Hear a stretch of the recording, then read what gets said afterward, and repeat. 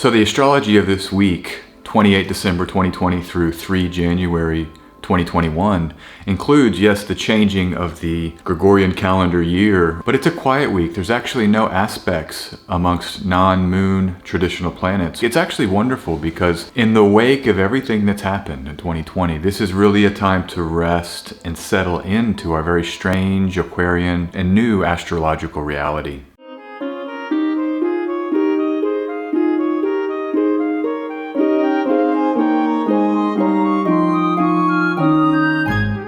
Wonderful to be here with you, wonderful to be talking about this transition into 2021. It feels like a real celebration in a way, if only because of how difficult 2020 was. It's a big theme of this week is just kind of resting and settling as we process and maneuver into this new year. Getting a new digit in that one's place, setting astrology aside, is big. It's synchronistically applicable. It's a symbol of something new. So this week, without any big aspects between the planets, we're really able to kind of nestle in. Even if there's no aspects, we still always have the moon. The moon is our great calendar as astrologers. So in a week when there's not a lot going on, there's always the moon. As you guys know who watch my channel, the moon is the great trigger of our reality. It is the planetary sphere closest to us, so we're very sensitive to it. All things manifest through the moon. That's why in the elections of all kinds, we use the moon as a primary consideration, at least I do. The moon's always traveling, so there's always new things that happen every day with the moon's movement. It's good news that as an astrologer that is loquacious, I will always have something to offer any moment in time. It's one of the best things about our practice. And so that defines this week. We get to the transition symbolically, we get into the new year, and it's gonna give the people around us who aren't into astrology, I think, a reason to tap into this newness and this new energy that we as astrologers have felt and already know about. So let's kick this off here. So the first thing, we start the week with this Gemini moon, and we'll end the week with a Virgo moon. But there's a moment here on Monday where the moon is ruled by Venus by Egyptian term, and Venus is in its own Egyptian term in Sagittarius, but they're both quite close to the nodes. As the moon perfects that opposition to Venus during this moment, they're about 4 degrees from those nodes applying. Our only planet dignified this week, other than Saturn and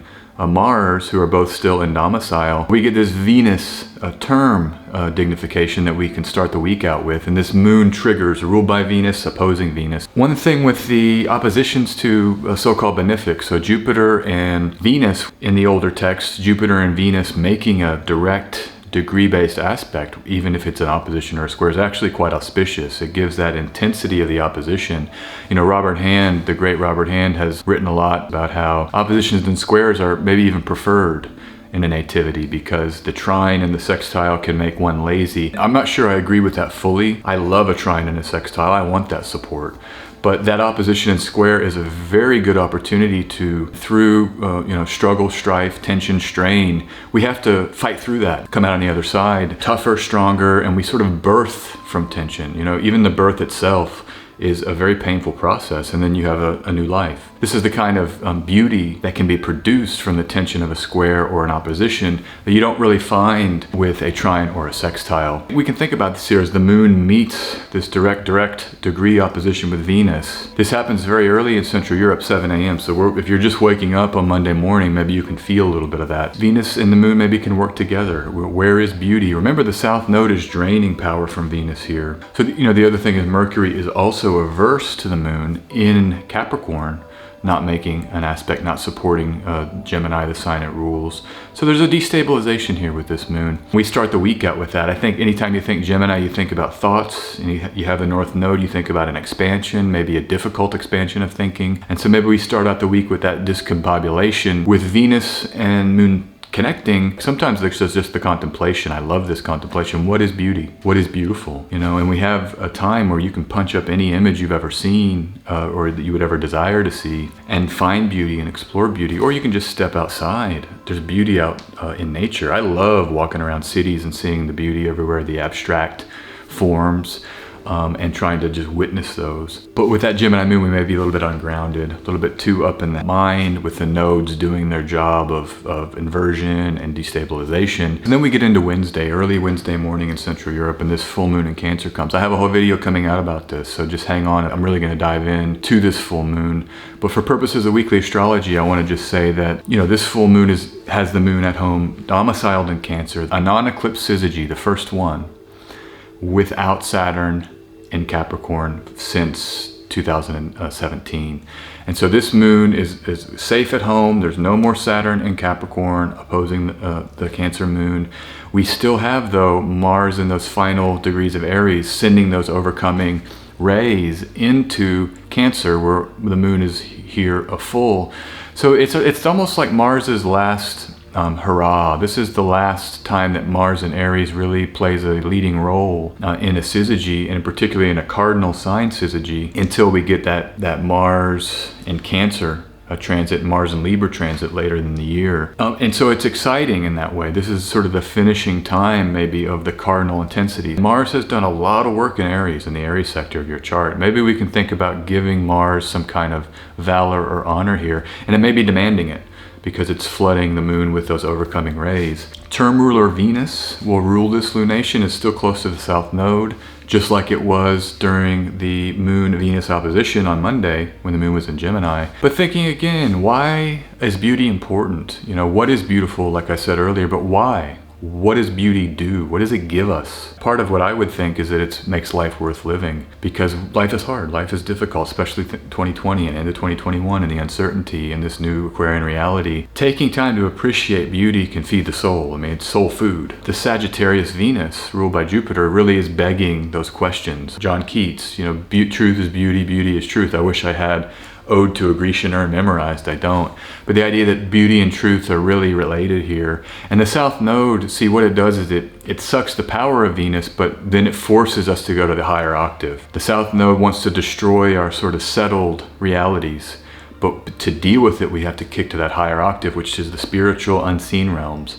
That's why I'm thinking John Keats here, because truth and beauty and the deeper contemplation of how Venus functions that comes from just simple beauties and simple pleasures. The South Node calls us into these spiritual practices. In the Vedic system, when you're in a Ketu dasha, this is a long-term timing system that Vedic astrology uses. It divides the life up into these chapters ruled by the South Node or the North Node, sometimes Ketu and Rahu. They say it's a time for asceticism and spiritual growth. So I always like that delineation for the South Node. It's kind of draining what we see, it's draining Maya, but it's empowering the other octave, the higher unseen realm. The full moon in Cancer makes no aspect to Jupiter or Venus. Again, this is our second syzygy in a row. That solar eclipse in Sagittarius also no aspect to Jupiter or Venus. And so the benefics here have really been subdued and kind of removed from the show. And I think we felt that, right? Part of it is the new Aquarian age we're in, the new Aquarian reality with Saturn being so strong and Jupiter in Aquarius. That's a strange energy. It's an odd energy. I'm feeling it big time. It's like, what is this? I feel a little odd here. I don't know if I quite fit yet in this new reality, but I fit, and you'll fit. We'll adjust. These two in a row, the solar eclipse and now this full moon in Cancer, there's no benefic action. Now Venus rules by term, but it's not making that aspect. And so I think this transition gets easier as we get into January and February, and definitely by May, we're really going to be firing on all cylinders with Aquarius and Saturn in Aquarius. And by the end of this year, when Jupiter gets free from Saturn and that co-presence, I think we can really see this Saturn in a different and new way. But that's the final point I want to make. In early January, Mars is going to leave Aries, finally. These cardinal signs, it's one of the biggest stories that I'm tweeting about, I will be tweeting about, I'm talking about on some podcasts I've been asked to participate in, is that cardinal signs are now fully able to operate. There's Cancer moons later this year that are so lovely that Cancer energy, you all that have been waiting for that, Cancer placements out there, Saturn ingressed into Capricorn December 2017, the nodes and eclipses were hitting there on summer 2018 until summer 2020. Mars was retrograde for 7 months in Aries. Finally, there will be some lovely Cancer moons. Venus in Libra 2021. There's some really sweet moments there with Venus being in Libra, strong in its domicile, unimpinged and unimpeded by Mars and Saturn or the nodes. This is a promise syzygy. It's the first full moon in Cancer, just getting going again, and it's going to set us up. So look for themes that come up. Maybe later in the year, the seeds that are planted here, the energy that you're feeling here can really come into a flowering. So Thursday about 2 p.m. here in Central Europe, we get a moon squaring off. This Cancer moon squares off with Mars. Anytime you have Mars moon, there's ways to work with it for sure, but it can destabilize and disjoint and unsettle the physical body, which is the moon. Maybe we're not feeling as nurtured in our environment. Remember, Cancer's the home as well, and so when you have a square, this overcoming square, in Wednesday into Thursday with this whole Cancer moon transit, with this Mars jolt that's coming, the Mars in Aries, that powerful Mars in Aries, that final salute, that final kind of sayonara, the final moment of acknowledgement of this moon and this Cancer Aries dance we've had, the great Cardinal turning from last year, all the rulers of the cardinal signs together, a once in every 200-year event. Mars is in domicile, the moon is in domicile, so there's dignity here to lean into movement work. And remember, in the military, it's all about calisthenics. You go to boot camp. I've never been to boot camp, but it can be really hard on the physical body. You have to wake up early. Marines that go through that process. I have a cousin that's a Marine, and he actually injured himself, and he had to then go back through the process. But this is the kind of difficulty that Mars can bring to bear on the moon. But remember, it's training, so the body gets stronger. You see these guys, they're ripped, they're in really good shape. The good side of this Mars moon relationship is the training and the endurance and the austerity that we choose to undertake to improve the body's condition. Fasting, maybe it's more Saturn moon, but it's another example of we willingly let go of the comforts to improve the health longer term or medium term.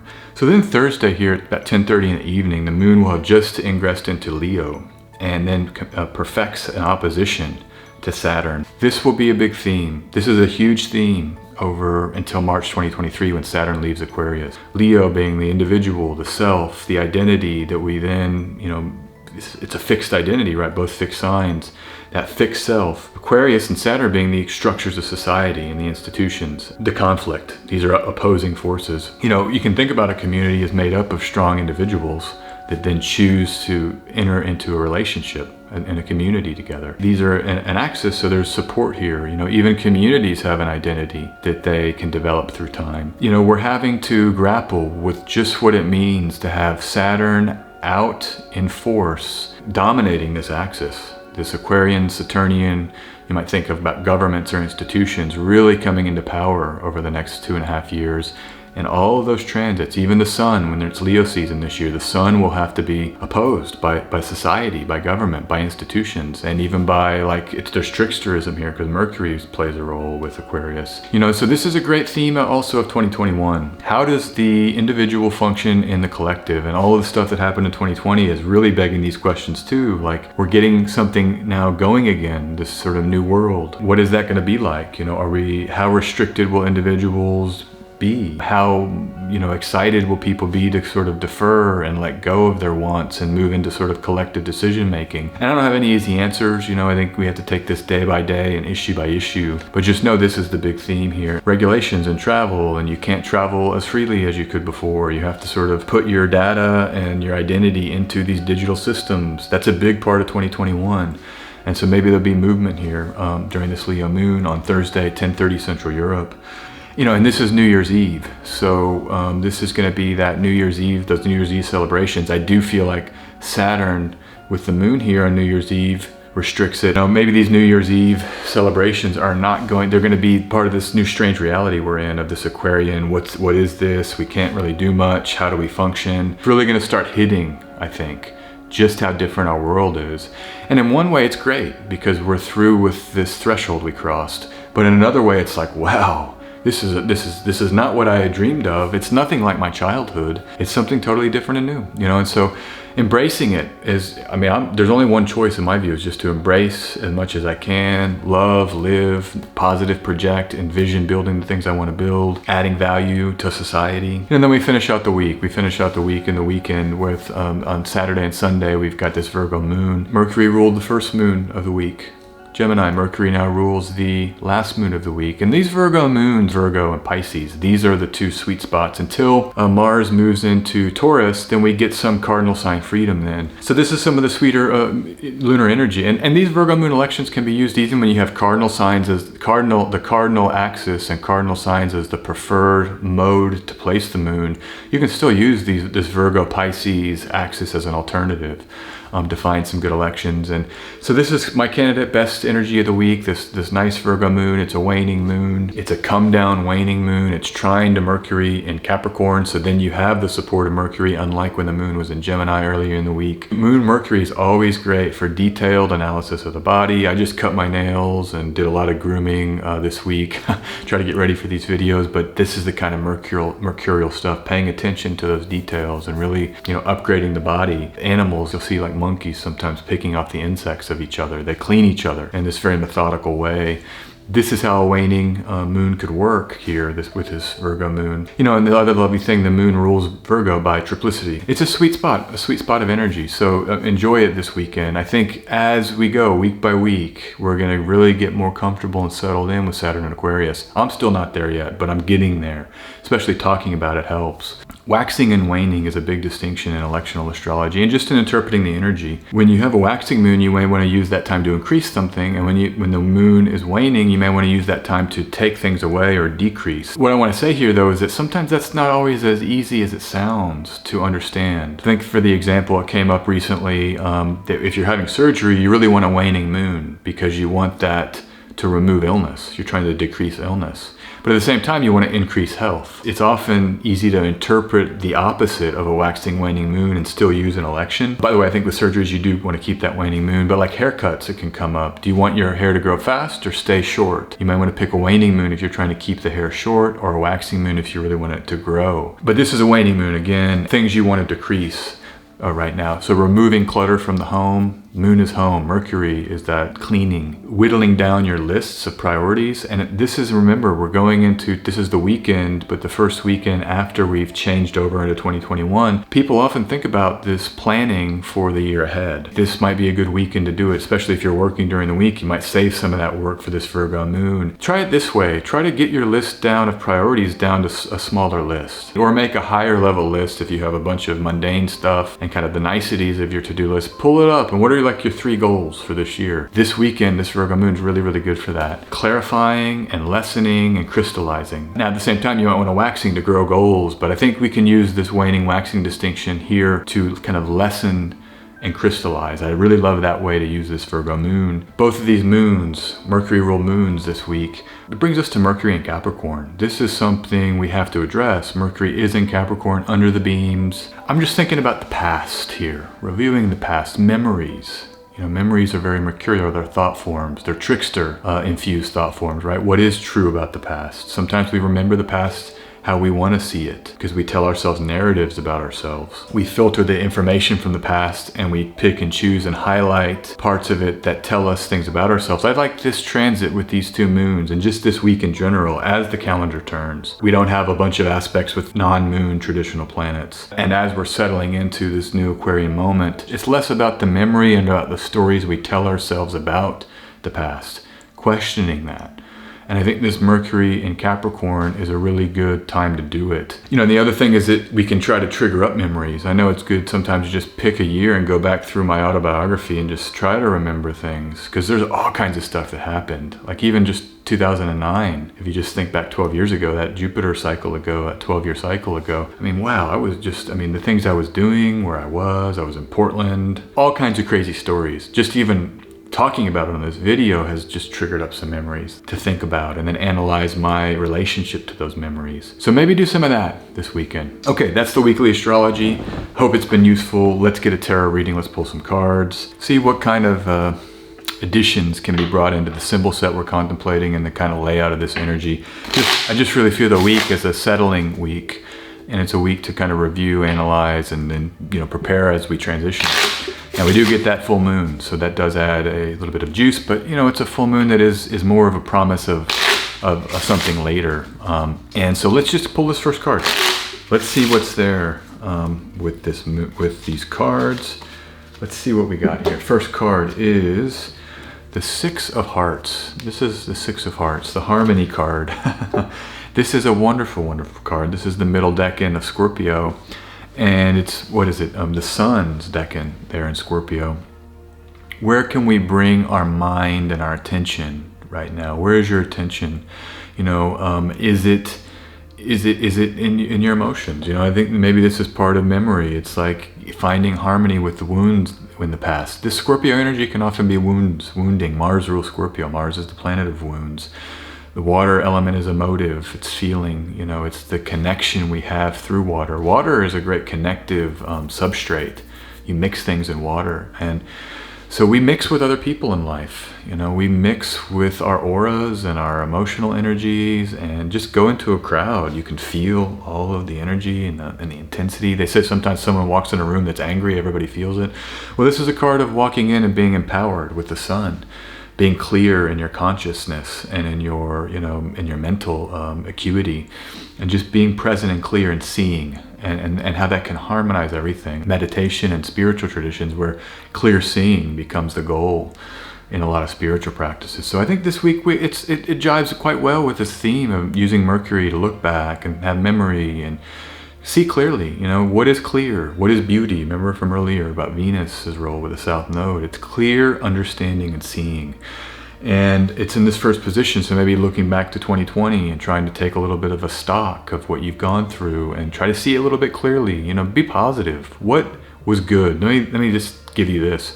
Think about the best thing that happened to you this year, the best experience, even like a day or a night. For me, I think I was, you know, New Year's Eve, I remember I was in Zhongshan, China, where I was living, and I had a wonderful time with some people I really cared about, and you know, in a wonderful moment, we cheers. I was drinking orange juice, and it was just a special, special moment.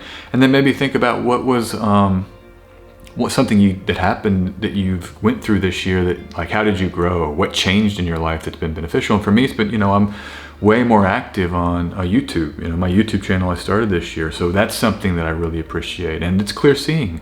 You know, I worked, I produced the videos I made. That's honest. You know, and so. I'm just, the point is giving yourself credit. Give yourself a little bit of credit for some of the cool things that you achieved this year, and then maybe think about one of the best memories that you had this year. And that's a way to sort of harmonize the wounds that we've had in 2020. Bring a little bit of harmony to it. And it's honest. See, the thing is, it's honest to acknowledge good things. You know, doom and gloom is not honest. Because there is joy, there is love, happiness, peace, and joy. So we always have to give and feed both. And at the same time, if you go too far in the other direction, then you're in like a denialism. We have to see the suffering too. So clear seeing is, I think, a big theme here. All right, let's get the second card. Let's see what else we can bring into this mix with the second card. All right, let's see here. This is the God deck, the 26 major arcana from the Tarot of Marseille. The Fool, beautiful, beautiful. Love that, especially I always love the Fool in the second position. And I love seeing that because it means that there's just an openness, there's an open road. And that's 2021, right? This is the change. So think about using 2021, that open road into 2021. What are you making? What are you creating? And even that, maybe clearing the slate and going tabula rasa. That's what this can be too, is just cleaning the expectation about the year. I think that's really how I would lean towards delineating this, is just let go of what you think and what I think it's gonna be, you're gonna bring, let go of the projections, and let's just move into this with an openness and kind of a beginner's mind, that Zen phrase, a fresh, just beginner's mind every day. And as we move into 2021, this energy feels really strange and different to me, like I've been saying. I remember when I was in the early 90s, the last time Saturn was in Aquarius, Jupiter wasn't there. We didn't have this massive pileup in Capricorn that we had just gone through. But I remember, you know, so I was a younger man at that, I was a boy actually. I was right in my early teens. But, you know, so as an adult experiencing this Aquarian oddity and strangeness, I think this is perfect for coming into that with letting it show me what it wants to show me. That's what I'm going to try to do. Let Aquarian, Saturnian energy teach me about it, and try to let go of all the textbooks and all the history and just move into this with an open-mindedness. So that is the tarot reading. That's the Astrology, a weekly astrology. I'm really happy that you're here and that you made it. I send you all of the best energy that I can. As always, you can book astrology readings with me, sjanderson144.com. Click here to schedule a reading. On my readings page, I just added, a lot of people were requesting this, gift cards, so that you can click here to purchase a gift certificate and then email that or print that and give it to people if you want to give someone the gift of astrology by having me read for them. I'd love to do it. So take care of yourself. Have a wonderful week.